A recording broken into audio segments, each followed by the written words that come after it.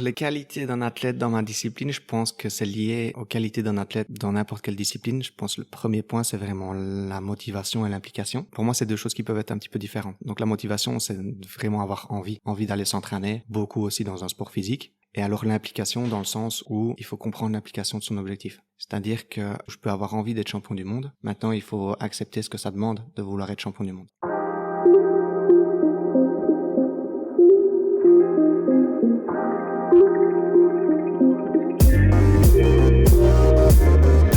Bonjour, c'est NB.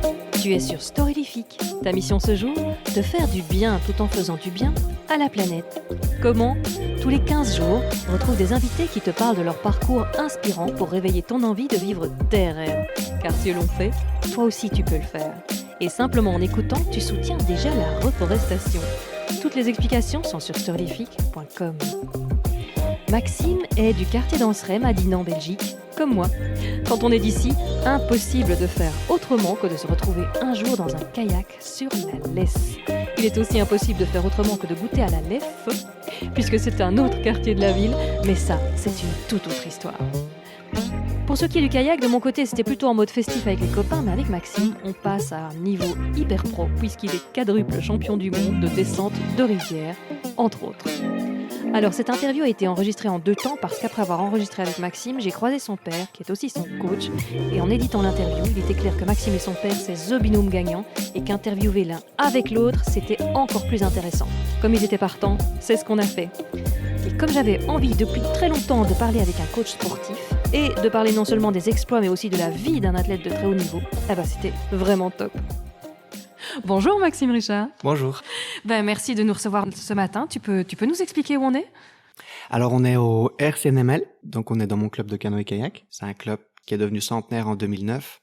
Donc voilà, un club de canoë-kayak ici à Anserem, près de Dinan, qui est majoritairement dédié à la descente de rivière et à la course en ligne olympique sur plan d'eau plat. Est-ce que tu peux te présenter toi en quelques mots ? Je m'appelle Maxime Richard, donc j'ai 33 ans. Je fais du canoë-kayak en compétition. J'ai participé aux Jeux Olympiques en 2012 à Londres et je suis 4 fois champion du monde en descente de rivière. Voilà, et il n'y a pas que ça, hein. Ça c'est les plus marquants, mais dans les titres sportifs, il y a donc 2015, 2016, 2018, 2019, 2020 champion de Belgique dans ces différentes catégories, de kayak de descente de rivière, champion d'Europe de kayak en descente de rivière sprint aussi, et donc quadruple champion du monde, ça tu l'as dit, pour la petite histoire, c'est vrai, c'est intéressant. Oh wow, man! Donc, je mettrai donc un lien vers une vidéo de tes descentes. Je dis, c'est vraiment impressionnant la manière dont tu es explosif, quoi. J'ai toujours, quand je fais mes préparations, je regarde pas mal de vidéos de contenu en accéléré pour pouvoir préparer plus vite. Et puis, j'ai cru, en regardant une de tes vidéos, que j'étais toujours en accéléré. Je me dis, bon, là, ça va vraiment vite. Donc, je vais quand même ralentir, mettre en vitesse normale pour me rendre compte de ce que ça fait. Et en fait, j'étais en vitesse normale. Donc, ça m'a vraiment impressionné. Quelle cadence, quoi. Tu as quelle cadence, là, sur ce genre de... Alors, si je vais vraiment chercher cadence max, peu importe dans quel bateau, on peut tourner à environ 160, 165 coups de pagaie à la minute. Voilà. Donc là, ça fait presque 3 à la seconde, ce qui est assez vite. C'est hyper impressionnant. Et du coup, mes petites filles ont été impressionnées aussi.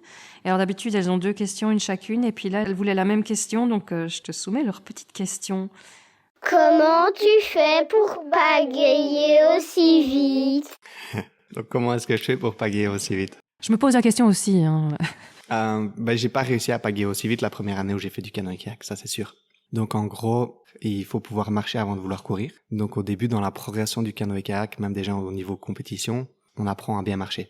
Donc on apprend à vraiment fixer une technique spécifique qui permettra progressivement d'aller chercher des cadences un petit peu plus hautes. Mais quand on veut aller chercher des cadences un petit peu plus hautes, il faut d'office qu'elles restent rentables aussi. Ça sert à rien de pagayer à 100 coups de pagaie à la minute si on va pas plus vite que quand on pagaie à 80. Donc déjà juste simplement ça prend pas mal de temps, ça prend même déjà des années. Et progressivement, on peut aller chercher un petit peu des cadences plus hautes. Moi, c'est à partir de mes années seniors, même pas mes premières années seniors, où j'arrivais à mettre cette cadence-là.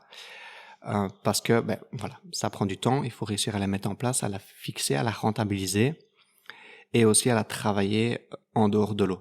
On travaille sur l'eau avec du spécifique, mais il faut aussi faire des cycles de temps en temps de force ou d'explosivité spécifiques à la musculation pour vraiment pouvoir aller chercher des cadences aussi hautes. Ouais, c'est vrai, je t'avais déjà vu en entraînement, il y a des mouvements, tu dis, non seulement c'est lourd, mais ça va vite, quoi. Hein. Ouais, on fait vraiment, voilà, parfois du spécifique ou parfois même aussi de l'excentrique, de l'explosivité, tout du travail qui permettra de donner une dynamique un peu plus explosive à la musculature. D'accord. Moi, je trouve que ce qui est beau aussi, c'est le travail avec l'eau, quoi, parce que ça doit devenir ton allié pour le mouvement plutôt que de te battre contre. J'ai l'impression, si tu te bats complètement, tu perds beaucoup de force, tandis que là, tu choisis la précision du mouvement pour que l'entrée de la pagaie, la sortie de la pagaie ne soit pas trop dans la résistance, mais quand t'es dedans, de pousser au bon moment. Enfin, je veux dire, c'est d'une précision ces mouvements, c'est fou, hein. Ouais, on doit être très précis. Donc, en gros, on peut essayer de se battre contre l'eau, mais on va toujours perdre, quoi qu'il arrive, parce que l'eau a énormément de force. Et donc, en plus, si on est sur une rivière avec un petit peu des vagues, etc., il y a vraiment énormément de poids là-dedans. Donc, quoi qu'il arrive, on ne sait pas se battre par rapport à ça. Et donc, il faut travailler avec l'élément. On fait un sport de glisse. Le but, c'est de glisser le plus vite possible. Et donc, on utilise un petit peu les vagues, les différents courants pour vraiment bien placer le bateau et avoir la glisse optimale. C'est pas quelque chose de facile. Il faut vraiment bien pouvoir lire la rivière, comme on le dit chez nous. Et vouloir placer le bateau à tel endroit, à tel moment, c'est pas spécialement facile non plus. Donc voilà, ça prend un bon bagage technique qu'on continue à travailler sur rivière spécifique, en reconnaissance, etc. pour préparer les objectifs, les compétitions. Et même quand on a préparé tout ça, on n'est pas à l'abri de faire une petite faute. Et à ce moment-là, c'est plutôt de l'adaptation, pouvoir se remettre d'une possible faute. Et si ça se passe bien, par contre, on a des super bonnes sensations de glisse. On se bat pas avec la rivière. Et généralement, c'est à ce moment-là que les chronos sont bons. Ouais, quand t'as l'impression de t'insérer dans de bien profiter de tous les moments de la Ouais, rivière. de maximiser les courants. Parce que, voilà, si je pagaie super vite, juste à côté du courant, quelqu'un qui va pagayer moyennement vite en plein dans le courant, il ira plus vite que moi. Donc, c'est de pouvoir pagayer super vite au bon endroit. Et à ce moment-là, de rentabiliser et de faire en sorte que les secondes, elles soient dans le bon sens. Et toi, la question motivation, application, c'est pas la première génération qui est là-dedans, hein? Non, mon grand-père a fait du kayak. Il a été président du club. Ici, on le voit là sur la photo. J'ai pas eu la chance de le connaître parce qu'il est décédé quand j'avais 1 an. Mais mon grand-père donc a fait du canoë-kayak. Il a été président du club ici au RCNML. Papa a été en équipe nationale en descente de rivière et en course en ligne olympique. Et c'est papa, voilà, qui m'a posé les fesses, on va dire ça comme ça, dans un kayak et qui m'a accompagné, qui est devenu mon entraîneur. J'avais 7 ans pour mes tout premiers coups de pagaie, donc c'est vraiment très très jeune. Et c'est toujours mon entraîneur à l'heure actuelle. Donc c'est 100% de mon implication dans le sport et des résultats que j'ai pu faire dans le sport, je les dois clairement à papa. J'avais interviewé une qui avait été championne olympique junior de ski alpinisme, Inka Bélez, et elle disait, maman attendait avec papa que j'ai le pied qui rentre dans les premières chaussures pour faire du ski alpinisme, tu vois. Alors, c'est plutôt moi qui étais demandeur et moi qui attendais à avoir la taille pour commencer. On m'a pas du tout poussé à faire du canoë-kayak, mais c'était très jeune, c'était déjà très jeune. Mon père était déjà pagayiste lui-même, à une époque qui n'avait rien à voir, mais enfin ici sur toute la région, le kayak à ce moment-là, c'était quand même fort important. Il n'y avait pas autant d'international qu'il y a maintenant. Ça fait 50 ans que je suis dans le kayak. C'est Maxime qui sert de locomotive pour la génération suivante, quoi. Je n'ai pas le palmarès de Maxime, loin de là. Je n'ai jamais été champion d'Europe, je n'ai jamais été champion du monde. J'étais 15 ans dans l'équipe nationale et je faisais et la rivière et aussi la vitesse olympique, avec une sélection pour les Jeux, mais où je me suis blessé au mois d'avril. Et puis est arrivé Maxime, et donc c'est vrai que notre relation, elle a évolué énormément, parce que ça fait quand même 25 ans maintenant. Il a démarré très petit, à 7 ans, je l'ai mis sur l'eau. Il était demandeur, et donc ça a été très vite. Et on a eu une relation de père et son fils, qui sera restée jusqu'au bout, mais évidemment, en évoluant, il y a eu une complicité qui s'est installée. On partage quand même chacun 365 jours par an. On se retrouve seul dans les hôtels. Je disais un peu, à la fin, on était un peu comme un vieux couple. Et il y a eu donc une grosse complicité qui s'est installée. Je dis toujours, je souhaite aux entraîneurs d'avoir des athlètes de la qualité de Maxime, parce que ce sont des athlètes assez exceptionnels. Lui ici, il fait preuve de beaucoup d'humilité, donc il est facile. Il est fort humble et il est très respectueux. Et je crois surtout que quand un athlète a confiance en son coach, il peut aller au feu. Sans cette confiance, on passe à côté, ça c'est sûr. Est-ce qu'il y a une anecdote que vous aimeriez raconter qui montre bien qui est Maxime? Non, je ne sais pas. Peut-être pas quelque chose qui lui ressemble vraiment. mais plutôt une pour expliquer qu'à 7-8 ans, il savait déjà où il allait. On se retrouve sur une grosse rivière en France, mais c'était vraiment gros.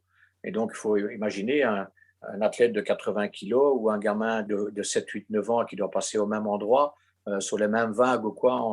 On est parfois un petit peu plus ballotté que quand on est lourd dans le bateau.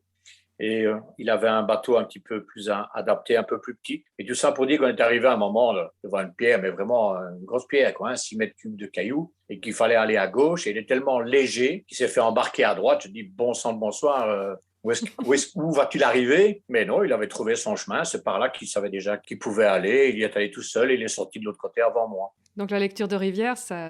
Ça a déjà été, oui. Il voyait déjà clair, il voyait... Oui. Sa première compétition, il avait eu une dérogation pour courir parce qu'il n'avait pas encore l'âge. Il était un an. Et il s'est présenté à 1000 mètres. Mais c'est départ en ligne. Donc tout le monde était côte à côte. Et jusqu'à 50 mètres de l'arrivée, il est troisième. Il a été chercher les deux autres. Et quand il a franchi la ligne, il m'a montré ses avant-bras. Il avait tellement d'acide lactique qu'ils étaient déjà tout durs. Et comme quoi, déjà à cet âge-là, il savait se mettre dans le rouge pour gagner. Il savait que ça faisait partie du jeu et il était fier de me montrer, regarde mes avant-bras. Donc, il avait déjà ça dans sa tête. Il les a été, il les a montés, il a gagné. Mais ouais. un gosse si petit, faire mal comme ça pour aller les chercher, c'était sympa, quoi. Tu dis, non, d'une pipe, il y a quand même quelque chose. Il y a un tigre dans le moteur. Oui. Et alors, votre relation père-fils, qu'est-ce que ça ajoute au coaching? D'abord, première question, c'est quoi le métier de coach d'un sportif d'aussi haut niveau? Et après, qu'est-ce que votre relation père-fils apporte à cela? Je ne me suis jamais vraiment posé la question. Lui, je sais il dit toujours qu'il fait une différence entre les entraînements où il est avec le coach et je vais dire à la maison où il est avec le père. Et moi, j'ai toujours eu du mal, je ne sais pas les dissocier. Mais d'un autre côté, c'est grâce à lui parce que justement, il est tellement bonne composition, il sait où il va, il est tellement respectueux que j'ai pas besoin de me fâcher à l'entraînement. En plus, ça marche chaque fois. On n'a pas eu de grosses déceptions en 25 ans. Je n'ai jamais eu l'impression d'avoir une relation différente. Mais je suis conscient, par contre, que j'ai une relation privilégiée en tant qu'entraîneur, parce qu'il y a beaucoup de bons entraîneurs, même meilleurs que moi, qui n'ont pas la chance dans leur carrière d'avoir un athlète comme ça. Ça, c'est une chose. Et en dehors de ça, c'est la situation du papa qui, pendant beaucoup d'années, avait une situation privilégiée avec son fils et qui était content quand la maman venait aussi. Elles savent faire passer des choses qu'un coach ou un père ne fera pas passer et ça fait un tout. Peut-être qu'il n'aurait pas fallu qu'on se fasse 7-8 parce que... C'était pas de faire la fête non plus. Ça aurait sans doute un peu foiré à un moment, mais la relation, non. Je serai toujours son père avant tout.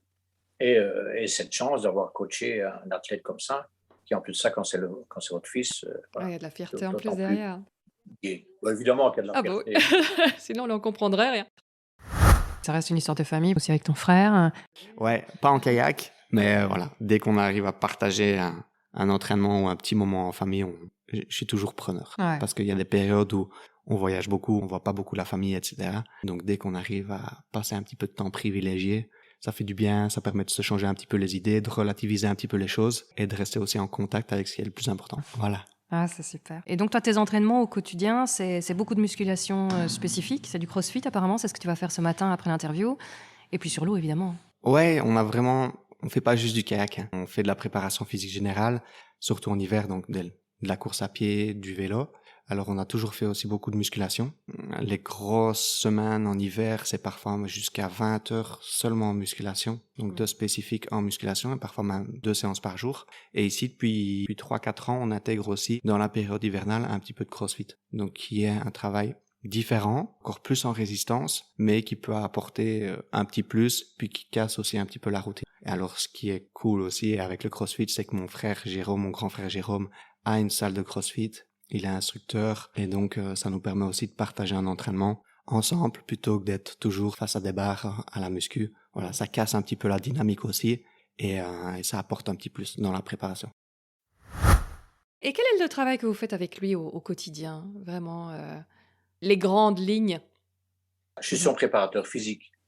Donc déjà, même en dehors de ça, tout l'hiver, en dehors du programme, il y a toutes les séances de muscu. il y a le jogging, il y a le vélo, il y a tout ce qui vient sur le C'est vous qui côté. programmez qu'est-ce qu'on va faire pour Oui, travailler oui. quoi, Je l'explosivité, programmais, l'endurance, ceci, voilà, le cela, voilà. faire attention de ne pas blesser non plus l'athlète et tout Voilà, ça, donc c'est je ça? prépare aussi il y a ça, je prépare les dates de stage, les lieux de stage en fonction de l'objectif. Il est clair que ici, avec les jeunes, il va partir pas la semaine prochaine, la semaine suivante, sur la Vézère, parce que dans 2 mois, les championnats du monde ont lieu là-bas. Mmh. Donc, on prépare les stages en fonction des dates de compétition, Mmh. parce qu'il y a des moments où on doit faire des prises de volume, puis il y a des moments où on fait un peu plus de technique, il y a des moments où on travaille autre chose, et en fonction de la rivière sur laquelle les championnats vont avoir lieu, on choisit les endroits d'entraînement. Prise de volume, c'est travailler la musculature? Non, prise de volume, non, c'est d'une manière générale, refaire beaucoup de kilomètres, Ah, du volume, OK, dans ce bon, sens-là, ouais. voilà, Ouais, ouais. le volume général. Et donc, en plus d'être son préparateur physique pour la muscu et pour les bateaux, il y a pour le choix des bateaux, le choix des pagaies, et puis il y a la surplace. Parfois, il dit, tiens, là, j'ai un peu difficile, est-ce qu'il vaut mieux passer à gauche du caillou ou à droite? Qu'est-ce que tu en penses? Parce que parfois, du bord, on voit un peu mieux les choses et d'un autre côté, quand on est sur la rivière, on sait si on peut y aller ou pas. Ça a évolué, évidemment. Maintenant, il y a longtemps que ça, il n'a plus besoin de moi. Et puis alors, il y a le travail de coaching en tant que tel. C'est de savoir d'entendre au moment et tout le rituel qu'on a mis en place. Donc, à part au niveau diététique, casquette. Ouais. Et au niveau du mental, le travail, enfin, je veux dire, la détermination de Maxime suffit ou c'est justement parfois le petit mot qu'il faut bien placer, mais il n'y a pas de... Le petit mot, ça, oui, de toute façon, ou c'est parfois celui qu'il ne faut pas dire, plutôt que celui qu'il faut dire, parce qu'il y a ça aussi. Mais au niveau mental, je crois que s'il devait redémarrer maintenant, il ferait sans doute appel, ou je lui demanderais de faire appel à un coach mental. C'est pas que c'est dans l'air du temps, mais c'est certainement un petit plus. Ouais. Parce que ça, je ne l'ai pas, on n'en a pas eu besoin. C'est une chance. Chacun son métier. Donc, consulter un préparateur mental, c'est certainement un plus pour tout le monde. Je vais garder une phrase, ça serait celle-là. Non, c'est vrai, c'est un travail qui me fascine complètement. Et c'est vrai que lui, visiblement, il avait un tel mental le job lui-même. Est-ce qu'il doute parfois? Oui, ça lui est arrivé. Ici, pour une année, donc en 2016, on se prépare pour les Jeux, ça passe à 700e.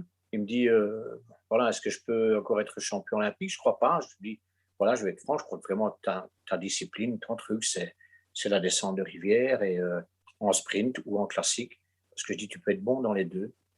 Donc, vous savez que le sprint, c'est plus court, un effort court et sur la partie spectaculaire de la rivière, alors que la classique, c'est sur la partie plus longue. Et je dis, ça, oui, tu peux encore être champion du monde.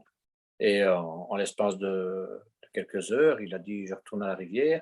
Et c'est là qu'il est devenu double champion du monde, donc et de sprint et de classique. Donc, il a su lui-même rebondir. La petite déception des 700e. Oh, peut-être que si on lui en reparlait maintenant, mais non, il a chaque fois su rebondir.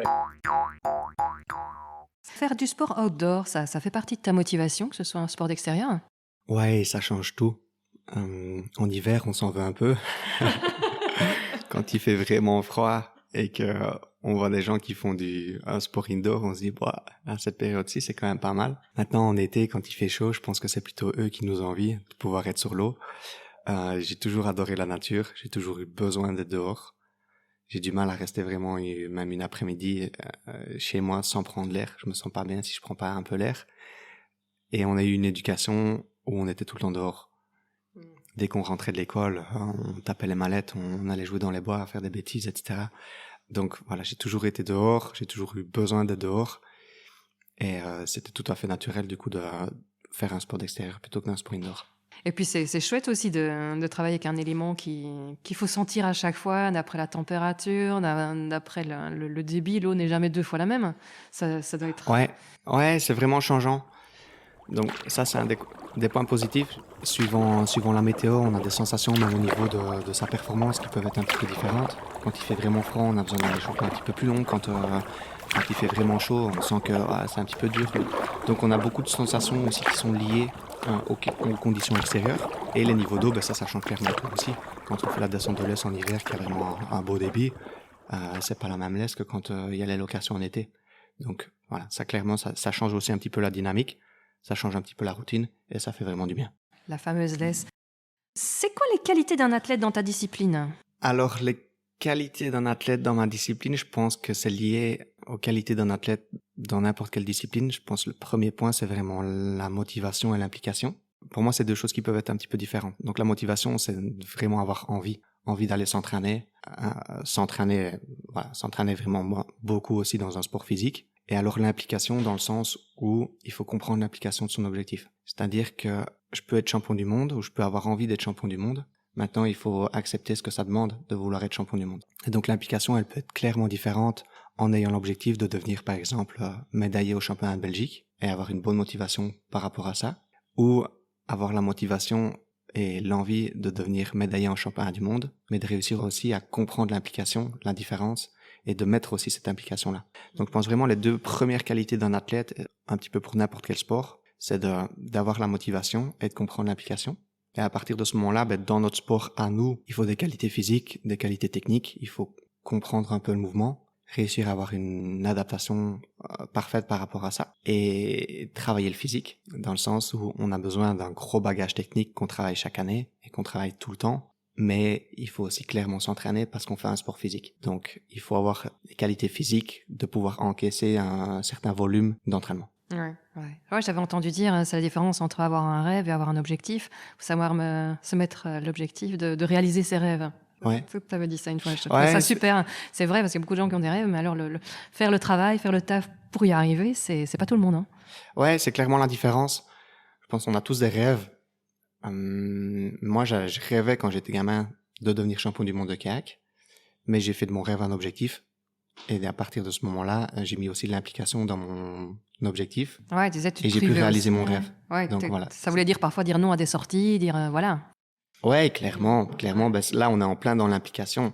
C'est-à-dire que on peut faire le volume d'entraînement aussi, mais si derrière on mange pas comme il faut, on dort pas suffisamment, etc., ça payera pas. Donc on a une implication qui est quotidienne et qui n'est pas simplement basée sur l'entraînement. Ouais, je crois sur tout ce qui est à côté. C'est toi ou c'est ton papa qui disait, c'est là qu'on voit les jeunes qui vont aller loin, c'est à la fin de l'adolescence que ça devient vraiment dur de résister aux envies de vivre les choses de son âge, quoi. Ouais, je pense qu'il y a moi j'ai toujours estimé qu'il y avait deux périodes relativement compliquées. La première, c'est plutôt à l'adolescence, quand on a les copains qui commencent à aller en sortie, etc. Et là, on se dit, voilà, est-ce que je reste à la maison, je vais dormir tôt, et par contre, je suis en forme le week-end pour faire une bonne course, ou est-ce que je commence à sortir un petit peu? Ou alors on a des copains qui le comprennent et on arrive à jongler un petit peu avec les deux à cette période-là.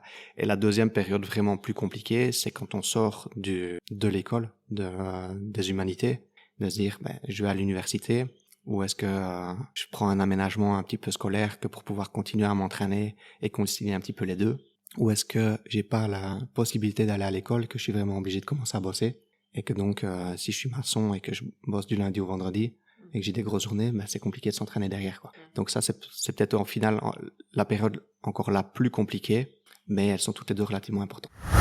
L'implication sans faille de Maxime, moi, c'est ça qui me fascine le plus. Quel est le regard que vous portez là-dessus? Est-ce que vous voyez ça souvent dans les autres athlètes? Pour moi, ils sont un peu tous différents. Je vais prendre le cas de Maxime, puisque c'est celui dont je peux parler. Il n'a pas eu une jeunesse comme les autres.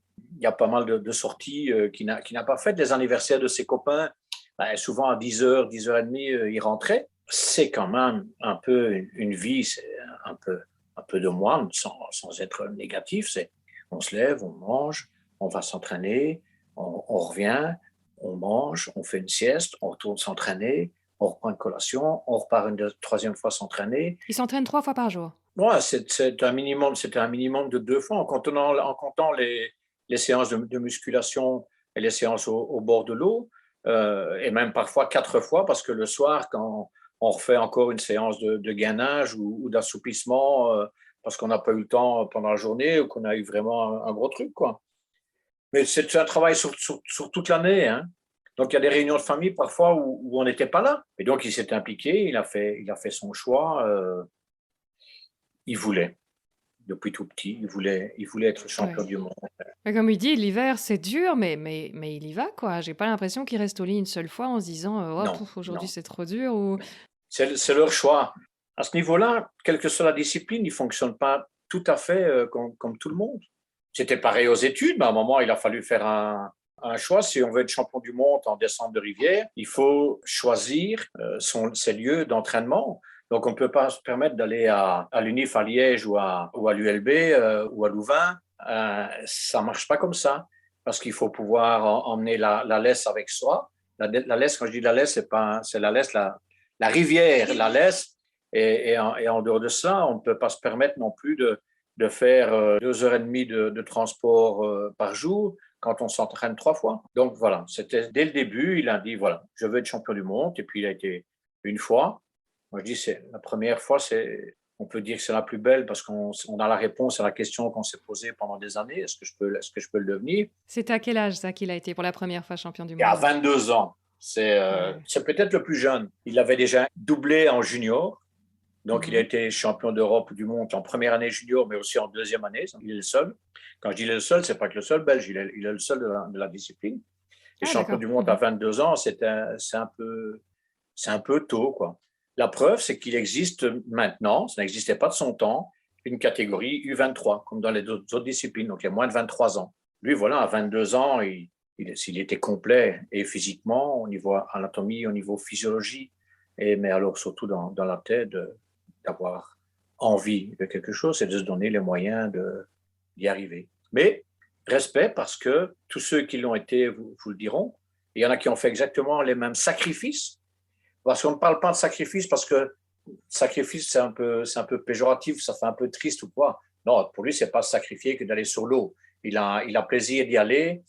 Et je ne veux pas dire qu'il a plaisir de se faire mal, mais il sait que se faire mal, ça fait partie du jeu. Et donc, il est content quand la journée est faite et qu'il a rempli ses objectifs, qu'il a eu des bonnes sensations sur l'eau, que son coup de pagaie tournait comme il voulait ou quoi. Et ils trouvent leur plaisir là-dedans. Mais quelque part, si, c'est beaucoup de sacrifices et sont fort sollicités. Hein. C'est une vie assez spéciale. J'ai vu aussi tes encouragements à Nafissatou Thiam pour les JO. Tu avais fait une petite vidéo. Tu lui dis aussi de s'épanouir en tant qu'athlète et surtout de prendre beaucoup de plaisir. Donc le plaisir, c'est important. Comment est-ce qu'on fait pour garder le plaisir au fil des ans comme ça? Je pense qu'il faut être passionné. Ça, c'est probablement très important aussi, de nouveau pour la motivation, etc. Il faut vraiment aimer son sport. Parce que quand on passe 25-30 heures par semaine à le faire, ou en tout cas à s'entraîner pour y performer, il faut quand même avoir plus qu'une passion. C'est parfois même une addiction. Donc voilà, je pense que c'est clairement important d'être passionné par son sport. Et au final, peu importe si c'est pour un objectif de performance ou simplement pour le faire 2-3 fois par semaine, on a besoin d'aimer ce qu'on fait. Et c'est parfois compliqué quand on devient athlète professionnel ou quand on a un athlète qui s'entraîne énormément. On tombe dans une routine où on a la performance en point de mire. Et il y a certains athlètes parfois qui oublient de profiter un petit peu de ça. De se rappeler que s'ils font ça, c'est parce qu'ils aiment faire ça. Surtout les périodes de volume en hiver où on est vraiment fatigué, etc. Mais je crois que clairement, si on n'a pas la passion, si on n'a pas l'amour de notre sport, qui doit être hyper important, et si on prend pas du plaisir à le pratiquer, à continuer à le pratiquer, même dans un objectif professionnel, ça pourra pas fonctionner. Donc il faut pas l'oublier. Garder le plaisir, ouais, ça j'aimais bien. Tu as aussi t'as payé le prix fort aussi pour ton sport. Tu t'es fait opérer des 2 bras et de l'épaule, je crois déjà. Des 2 bras, pas de l'épaule. J'ai eu des gros soucis d'épaule, mais on a réussi à éviter l'opération, ouais. Ouais, c'est déjà ça, ouais. Voilà, je pense le haut niveau, c'est assez exigeant et on est toujours à la limite de tomber dans l'excès. On doit parfois tomber aussi un petit peu dans l'excès pour comprendre qu'on est tombé dans l'excès. Et on n'est pas à la limite si on s'y est pas pris le nez dessus. Et donc, j'ai fait énormément de musculation. Donc, quand je suis passé sur les distances plus courtes, notamment en course en ligne, donc là, j'ai les avant-bras qui ont vraiment trinqué. J'ai dû être opéré des loges fin 2016. La récupération a été un petit peu compliquée, mais maintenant, c'est passé. Et ça a été 22 mois, je crois, 6 semaines qui sont devenues 22 mois pour tes bras. Donc c'est vraiment avoir une tête dure pour continuer son sport quand on a une période comme ça aussi longue où on se demande de quoi sera fait demain. Ça a été vraiment très compliqué. Le médecin avait dit, voilà, dans 6 semaines, il pourra y avoir vraiment un retour à l'entraînement. Donc on a fait les 2 bras en même temps. Généralement, c'est un et puis l'autre, mais on a fait les 2 bras en même temps pour essayer de gagner un petit peu de temps.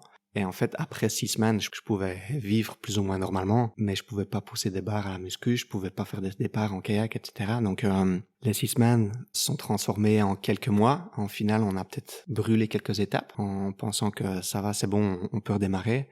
Et les quelques mois ont tourné en quasiment 2 ans. Donc, ça a été vraiment très long. Mais comme, voilà, j'ai dit tout à l'heure, je suis vraiment amoureux de mon sport, j'adore mon sport. Et j'étais encore trop jeune pour m'arrêter là. J'en ai profité pour faire un petit peu d'autres activités aussi, ce qui m'a fait du bien. Et finalement, voilà, j'ai pu revenir après pas mal de temps, mais j'ai pu bien revenir et j'ai pu vraiment retrouver mon niveau le plus haut. Ouais, chapeau, quoi, parce que ouais, t'es vraiment revenu, quoi. Hein, c'est pas un petit retour, c'est un grand retour. Est-ce que vous pensiez que c'était possible de revenir au top après un arrêt aussi long ? Ça démontre aussi toute la force de sa détermination derrière, quand même, non ? Déjà au départ, parce qu'il s'est fait faire les 2 bras à la fois, alors qu'on ne pouvait déjà pas. Ouch, that hurts. Ouais. Donc, c'était un, mais il a dit non, moi, désolé, c'est les 2 ou rien du tout, parce que je ne peux pas me permettre d'arrêter. Mais de nouveau, c'est dans le cadre du personnage, entre guillemets, qui se donne les moyens, qui dit, OK, ça va être comme ça maintenant. J'étais plus en confiance sans doute que lui. Lui avait peur de perdre beaucoup, notamment en puissance musculaire, en dehors des jours d'entraînement perdus, où parfois la motivation peut tomber. Moi, je savais qu'il pouvait revenir. Voilà, ici, il a déjà dit je ne vais plus faire de championnat du monde ou quoi. Puis il fait les championnats d'Europe l'année dernière. 100% des médailles sont européennes dans sa discipline, donc ça ne change pas grand-chose. Et ça l'a fait. Et ici, il dit je ferai quand même bien encore cette course-là. C'est pas loin, c'est une Coupe d'Europe et le championnat de Belgique, donc ça peut être sympa. Tu es d'accord qu'on travaille là-dessus? On a travaillé là-dessus et il est resté. En plus de ça, dans la manière, il a explosé les chronos de nouveau. Donc, oui, quand ça se compte en dixième et qu'il met le deuxième à plus de 2 secondes. Ah ouais. Ouais. Ah oui, il y a ça aussi. Donc, oui. c'est assez. C'est Maxime. Victoire, ça. On dit toujours nul n'est prophète en son pays. Dans les autres pays, ils disent de lui, c'est le boss. Et quand le boss est là, ben voilà. Parce qu'il a toujours gagné, en plus ça, avec la manière. D'abord, il a chaque fois gagné. Quand il s'est préparé il a chaque fois gagné. Et je vais dire, il mettait au moins 2 secondes au deuxième, alors qu'entre le deuxième et le 8e, il y avait 6 dixièmes, 2 secondes. Il a toujours explosé. À croire qu'il était né pour faire du kayak. Le mental, c'est quand même quelque chose là aussi. Parfois, il faut se prendre le nez sur le mur pour savoir sa limite, parce que pas assez, c'est fatal. Trop, ça peut l'être aussi, de confiance en soi. Si on parle vraiment de la confiance en soi, je pense que c'est quelque chose d'important. Il faut avoir confiance, en tout cas, peut-être pas en soi, mais en ce qu'on fait. Mm-hmm. Donc moi, j'ai confiance en papa en tant qu'entraîneur, aux entraînements qu'on fait, aux autres personnes qui m'entourent. Et du coup, ça me donne confiance. Mm-hmm. Si on veut être champion du monde ou si on veut faire des gros résultats au niveau international, on doit être entouré des personnes qui nous donnent l'impression qu'elles ont les capacités ou qu'elles sont aussi parmi les meilleures personnes du monde pour ce projet spécifique-là. Donc, moi, ça a été le cas. Ça a donné pas mal de confiance. Maintenant, quand on est en compétition, la confiance, elle peut être là, mais on sait que tous les autres vont vite. Donc ça, il faut aussi le comprendre. On n'est pas les seuls à s'entraîner dans cet objectif-là. Et parfois, un petit excès de confiance, ça peut causer du tort aussi. Ouais. Moi, j'ai jamais vraiment été dans cette optique-là. Mais j'ai quelques athlètes que c'est le cas et toujours bon signe. Non, hein. Qu'est-ce que tu fais alors toi pour te préparer aussi un peu mentalement la veille, le matin même, juste avant de commencer la course, quand on te tient le bateau, que tu es prêt à partir? Comment tu fais? Tu fais plutôt le vide ou tu penses à certaines choses qui te mettent en confiance? Tu fais comment? Alors moi, je commence, c'est relativement progressif. Déjà quelques semaines avant l'objectif principal de la saison, je commence à tout doucement me mettre un petit peu dans ma bulle. Je continue, je suis pas enfermé dans ma chambre dans le noir, hein, mais je commence tout doucement à me préparer mentalement à cet objectif-là, ce qui me permet de rentabiliser encore peut-être un petit peu plus les dernières séances, les dernières semaines. Quand on part sur la compétition, c'est souvent une étape supplémentaire au niveau de la concentration. Et les premières descentes sont relativement importantes, c'est de réussir à valider des choses. Donc moi, par rapport à ça, j'ai besoin, par exemple, que papa soit là. Qui soit autour, qui dise un petit mot, etc. Voilà, on n'a pas besoin de se parler pendant des heures, mais de se mettre dans une dynamique vraiment positive les jours avant la compétition. On dit souvent qu'il faut provoquer un peu la chance. Qu'on compte pas sur la chance, mais qu'il faut provoquer la chance. Donc il faut se rendre compte que ça y est, on s'est bien entraîné, mais on est à notre objectif principal. Donc l'entraînement, quoi qu'il ait fait, c'est validé. Maintenant, on doit profiter, on doit essayer de rentabiliser un petit peu ça. Et alors, la veille, là, j'essaie d'être un petit peu... Généralement, la veille, on n'a pas une grosse journée. Donc, on a une matinée d'entraînement, mais une après-midi un petit peu plus calme. Et là, j'essaie d'aller promener, de changer un petit peu les idées. Généralement, je dors pas très très bien et c'est pas grave. Et jour de course, il y a aussi une petite routine par rapport à l'échauffement, etc., qui me met dans les meilleures dispositions pour qu'une fois que je mets le casque pour aller embarquer, ça y est, je suis concentré. Donc, de petites routines, des choses qui te préparent, des choses que tu fais à chaque fois systématiquement? Ouais, il y a vraiment une routine, même simplement une routine d'échauffement, hein, qui permet en fait de se mettre dans les bonnes dispositions au niveau musculaire.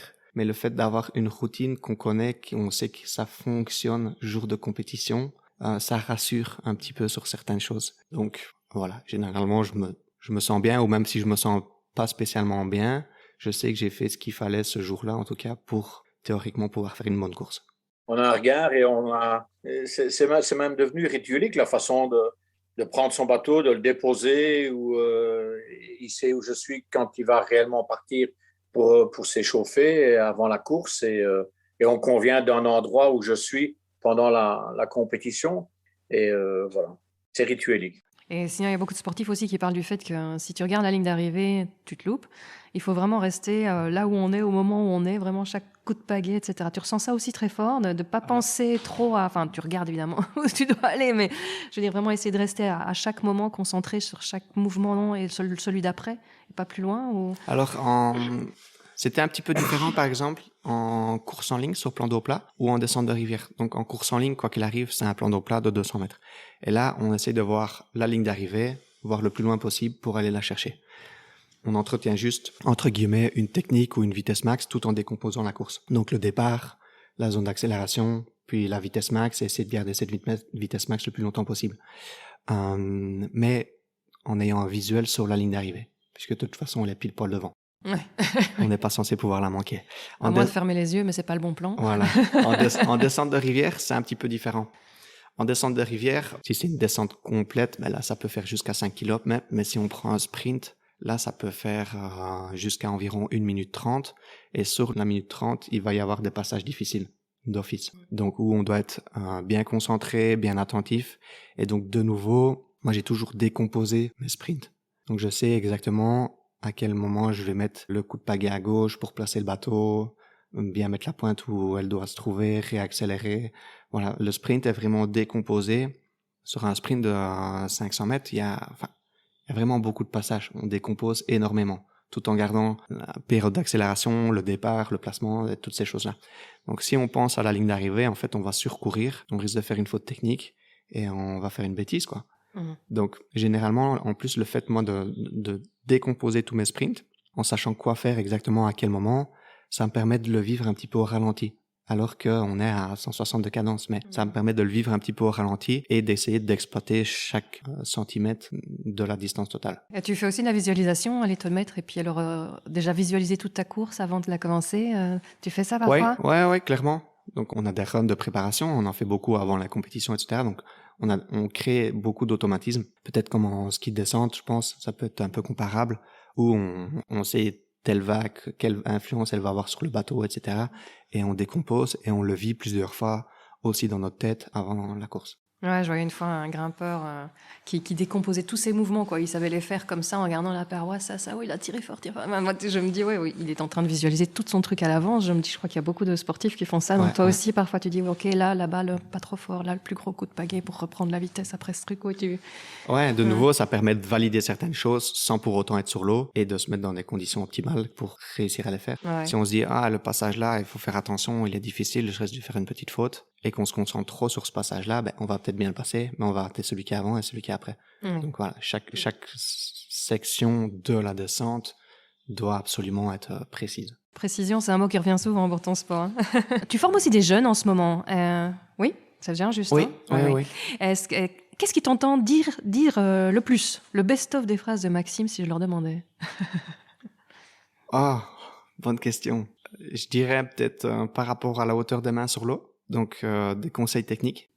Et Souvent, les jeunes, j'essaie de les presser un petit peu plus parce qu'ils prennent un petit peu trop leur temps ils prennent un petit peu trop de récup à la muscu ou ils prennent un petit peu trop de temps pour se préparer, des choses comme ça. Donc ça, c'est voilà. Mais si c'est vraiment par rapport du spécifique sur l'eau, ce qui revient probablement le plus, c'est la hauteur des mains. Il n'y a pas une phrase, un petit...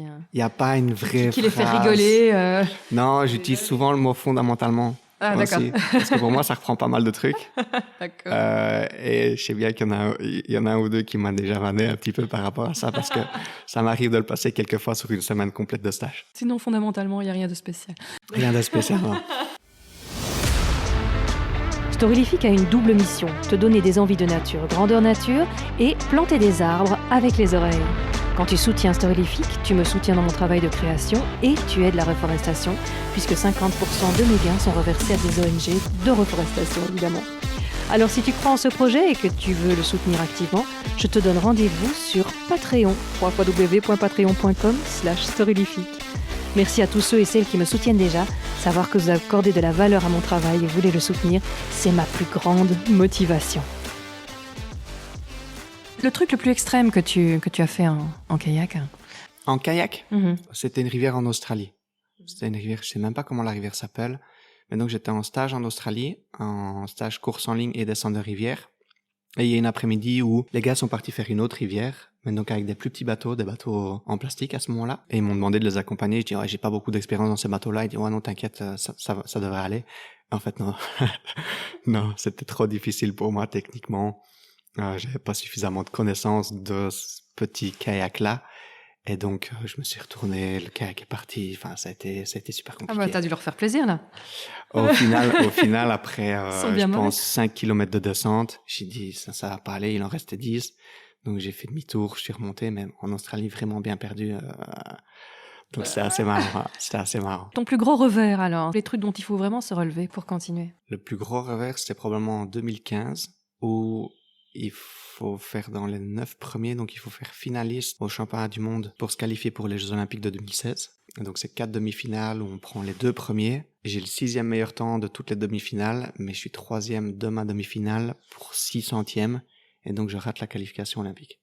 Donc là, ça faisait depuis 2012, en gros, qu'on préparait un petit peu cet objectif-là. Donc c'était un petit peu plus de 3 ans. Et là, le rater pour 600e, même si on sait qu'en 200 mètres, quoi qu'il arrive, c'est pas des secondes d'écart. Mais ça a été un peu dur. Voilà. C'était pas un revers parce que j'ai pas fait non plus une mauvaise performance, mais les 600e là, voilà, ils étaient pas de mon côté, donc c'est un peu plus difficile à encaisser. Et ben sinon, je crois que l'Olympique c'est pas ce que tu préfères, hein, parce qu'il y a pas la rivière. Hein. Ouais, en fait, j'ai grandi en tant qu'athlète dans la descente de rivière, et la descente de rivière n'est pas olympique. Donc mon rêve de gosse, c'était d'être champion du monde, ça a jamais été d'être champion olympique. Donc, quand j'ai été champion du monde, on a commencé à mettre un objectif et on s'est dit, il y a aussi les Jeux Olympiques. Tu peux passer sur l'autre distance, donc sur la course en ligne, ça peut être un beau challenge.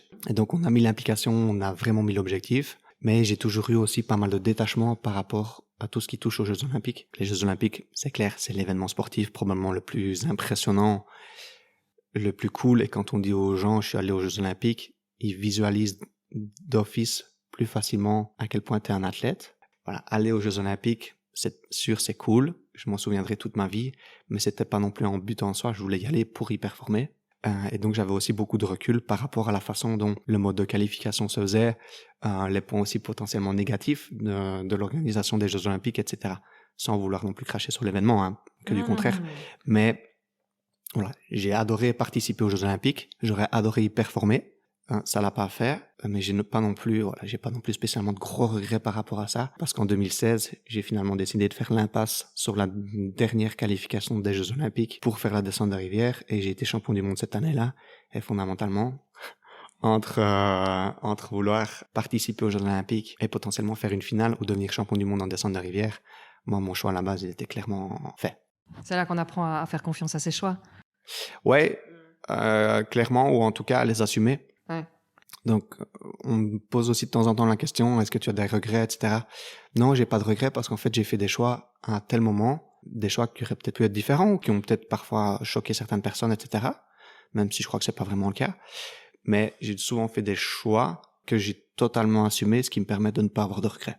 Ouais. Et donc la question après, c'était la victoire dont tu es le plus fier. C'est peut-être justement ça, celle qui a été la suite de ce choix ou... Euh, oui et non. En fait, chaque titre a vraiment été super particulier. Maintenant, comme c'était vraiment mon rêve de gosse de devenir champion du monde, je pense que le premier, il a été ouais. plus que spécial. C'est une rivière qu'on connaissait très bien. On y allait en stage depuis des années. On préparait vraiment ce championnat du monde-là. Et le fait de le réaliser, ça m'a vraiment soulagé. Je me suis dit, voilà, ouf, j'ai 22 ans, je suis encore jeune, mais ça y est, c'est validé. Quoi qu'il arrive, ça restera. À toi après de voir si tu te mets au challenge et à quoi tu passes. Mais le premier, pour ça, restera peut-être super particulier. Ils le sont tous, mais peut-être encore plus. Premier. Son succès qui vous a le plus impressionné?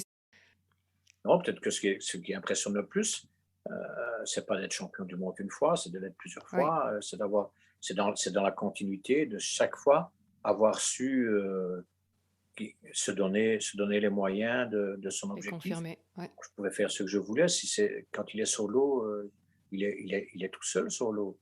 Mhm. Il est beaucoup apprécié dans toutes les autres nations et tout bazar, justement, parce que c'est quelqu'un de sympa, c'est quelqu'un, je l'ai dit tout à l'heure, qui a beaucoup d'humilité, qui respecte et qui est toujours disponible. Ah oui. Je me souviens en Espagne, avant les championnats du monde en question, il y a un Français qui était un petit peu mis à l'écart de son équipe, qui lui a demandé: est-ce que tu veux bien que je fasse une descente de rivière avec toi? Il a dit bien sûr. Donc, il est passé exactement à la même place que Maxime, autour des mêmes cailloux. Il aurait pu lui cacher quelque chose, il ne l'a pas fait parce qu'il a dit: de toute façon, si demain tu me bats, c'est que tu es plus fort. Waouh, ça c'est un beau mental de sportif, quoi. Oui, Ouais. fou, hein. Ah, ça c'est une belle histoire, tiens. Effectivement, c'est bien fait d'en parler. Et où est-ce qu'on peut te trouver si on veut te suivre? Alors, je suis sur les réseaux sociaux, majoritairement Instagram, mais aussi sur Facebook. Donc, Maxime Richard sur Instagram, sur Facebook. J'ai aussi un compte TikTok que j'alimente de temps en temps avec des vidéos un petit peu sympas de belles rivières dans la région au niveau international. Ouais. Je recommande ta photo de famille de Noël. Non, il y a des photos, plus des clips plutôt de ton sport, hein, mais celle-là m'a bien fait rigoler. Il n'y a pas que du sport, il y a un petit peu autre chose aussi de temps en temps. Oui. Bah écoute, merci beaucoup pour ton temps ce matin. Avec plaisir. Le week-end du 26-27 mars à Metz, le boss a encore été chercher une double victoire. Il a remporté la Coupe d'Europe et revient aussi champion de Belgique en sprint. Cela valait bien une réception royale puisque père et fils ont été reçus par le roi avec d'autres délégations sportives 3 jours plus tard. Je les ai interviewés juste après. Et alors ce week-end, félicitations, on dit c'est incroyable. Ouais, merci, ça s'est super bien passé. Voilà, ça pouvait difficilement mieux se passer que ça. J'ai encore su faire une seconde manche encore plus efficace que la première. Et il fallait, puisque tout le monde a été un petit peu plus vite en deuxième manche. Donc voilà, je suis super content. Ça faisait partie un peu des objectifs de la saison pour moi, puisque je participe au championnat du monde cette année-ci. Du coup, voilà, quelques jours un petit peu plus au calme avant de reprendre la suite de des projets, etc. Et tu te fais déjà écharper ton repos par le roi et la reine eux-mêmes? On a été invités, ouais. Voilà, ça n'a pas duré très très longtemps. Hein. Non, mais on a été invités dans le cadre de leur visite dans la région. Donc, il y avait une petite réception au super château de Freyr, qui est un endroit où on pagaie juste à côté, où on passe pas mal de fois durant la saison. Et donc, il y avait des tables aussi par thème. Il y avait une table réservée au sport. Et dans ce cadre-là, on a été invités. Et donc, on a passé un petit moment en leur compagnie. C'est toujours sympa d'avoir de la reconnaissance, non? Ouais, ça fait plaisir. C'est toujours chouette de parler du sport, de parler du kayak de toute façon d'une manière générale. Donc, voilà. Et les dernières actualités, alors les 2 titres de ce week-end? C'était pas vraiment prévu. C'est-à-dire qu'il y a un mois, on n'en avait même pas parlé. Donc pour l'instant, il se met beaucoup au service des jeunes parce qu'il veut absolument essayer de leur faire passer un petit ce qu'il a retenu et sa façon de voir les choses. Et à partir de ce moment-là, on n'a plus toujours le temps de s'occuper de soi. Donc déjà l'année dernière, quand il est, après 2 ans, redevenu champion d'Europe, alors que 10 minutes avant, il était toujours en train d'aider à embarquer un jeune qui pouvait faire un résultat. Donc on n'a pas tellement la tête prête à sa propre performance. Pour moi, c'est déjà quand même un peu un exploit. Et ici, il me dit, écoute, c'est championnat en Belgique et c'est aussi une Coupe d'Europe. Il y a quelques nations. il y a tous les bons Français, les bons Allemands et tout. Ça peut être sympa. Est-ce que tu crois? Je dis oui, il faut essayer. Avec l'expérience qu'il a maintenant, je dis écoute, on essaye, on se fait un programme d'entraînement en fonction et tu verras bien tes sensations 4-5 jours avant la compétition. Et plus les jours passaient, plus il me disait c'était pas mal, ou ceci ou cela. Et puis, ça reste Maxime. Voilà. C'est toujours bon à prendre, bien sûr. C'est pour les jeunes. Je lui ai dit après, j'ai dit, écoute, les jeunes qui maintenant pagaient avec toi savent que tu es toujours le meilleur mondial. Et donc, si demain, à l'entraînement, ils vont aussi vite que toi, ou que s'ils te battent, c'est qu'ils peuvent le faire aussi. Donc, c'est chouette quand on a à côté de soi un partenaire d'entraînement qui est d'un tel niveau qu'on n'a pas trop à se poser la question de savoir, tiens, comment je vais? Non, si je vais plus vite que Maxime, encore maintenant, je sais que j'ai une place sur le podium, quoi, en gros. Yes! Et maintenant, la récup, alors, tu fais comment? Rien du tout pendant une semaine ou? Non, pas vraiment. On vient de manger des frites. Papa qui rigole là derrière. Voilà. On vient de manger des frites avec papa, comme il le dit. Donc voilà, je me fais un petit peu plus plaisir au niveau nourriture.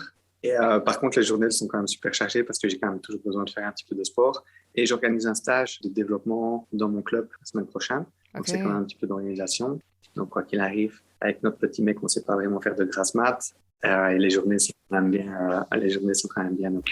Bonne récupération quand même. Un tout grand merci de m'avoir permis de te reposer quelques questions parce que quand même une super actu comme ça, écoute, on ne pouvait pas passer à côté. Avec plaisir. Et je te dis à très bientôt. Encore un énorme merci à Maxime et Marc Richard pour leur gentillesse et ces chouettes moments passés en leur présence. Et toi qui écoutes, si ça ne te donne pas envie de t'essayer au kayak cet été, je ne comprends rien. Je ne peux que t'y encourager, que ce soit en version vitesse max comme Maxime ou en mode convivial avec des copains, c'est un sport vraiment sympa. Tu retrouveras toutes les infos sur l'invité dans les notes de l'épisode. Tu retrouveras aussi le lien direct vers la page web de l'épisode sur Storylific où tu pourras voir plus de photos, vidéos, citations et autres liens mentionnés pendant l'épisode. Si l'épisode t'a plu, partage-le sur tes réseaux sociaux, ce sera un super moyen de le faire découvrir par d'autres, ce qui permettra de planter encore plus d'arbres. Avec les oreilles bien sûr. Et si tu veux rejoindre les planteurs actifs, une seule adresse, patreon.com/Storylific. Ce 23 avril, Storylific fêtera ses 1 an. On fera un épisode avec Madagascar pour avoir des nouvelles du terrain de ceux qui plantent avec l'ONG Graines de Vie et qui nous soutenons tous ensemble, vos oreilles et moi. Et presque 1 an, jour pour jour après la sortie du premier podcast, je serai en interview à Paris avec Yann Arthus Bertrand.